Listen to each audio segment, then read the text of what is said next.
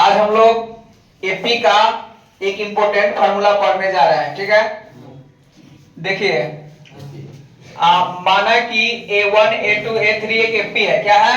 एक एपी है जिसमें प्रथम पद ए है, सर्वंतर क्या है? जो कि बोर्ड पे लिखा हुआ है ए और डी। कोई दिक्कत नहीं। देखो दूसरा पद है A2, तो हम इसको a प्लस डी लिख सकते हैं। यहाँ पर देखो इसी को दूसरे रूप में ऐसे लिखा जाता है।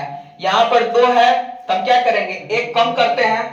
एक कम किया है ना डी के जगह पर, जिसके बाद हम 2 में से क्या करेंगे, माइनस करेंगे। फिर इसको हम हल करेंगे तो इस कंडीशन में आ जाएगा।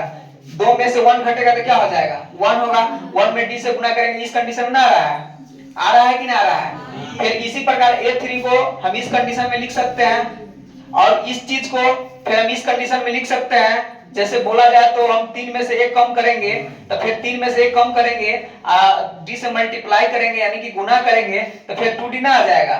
तो इस चीज को इस कंडीशन में लिख सकते, कोई दिक्कत। सिमिलरली यानी कि इसी प्रकार हम इस चीज को भी इस कंडीशन में लिख सकते हैं, इस कंडीशन में लिख सकते हैं, कोई दिक्कत नहीं। तो देखो इस तरीका से हम चौथा के बाद पांचवा, छठा, सातवां, आठवां, नौवां जहां तक माने वहां तक लिख सकते हैं। इस तरीका से हम आगे भी, इस डॉट के मतलब क्या है कि हम आगे तक हम इस तरीका से लिख सकते हैं। चौथा, पांचवा, छठा, आठवां, नौवां, दसवां जहां माने वहां तक लिख सकते हैं, कोई दिक्कत नहीं ना। तो देखिए यहाँ पे बोर्ड पे, अरे यहाँ बोर्ड पर देखो, तो हम कह सकते हैं इसको देखते हुए कि an बराबर हो जाएगा a plus n minus 1 into D. बोला जाए तो यहाँ पर n जो लिखा है ना, यहाँ पर संख्या चेंज होना चला जाएगा। n के जगह पर देखो, n के जगह पर संख्या चेंज है कि नहीं, 2 3 4 5 6 मतलब संख्या चेंज हुआ कि नहीं। तब इसको देखते हुए एक फार्मूला निकलता है जिसका नाम है an बराबर a plus n minus 1 into क्या होता है, d होता है।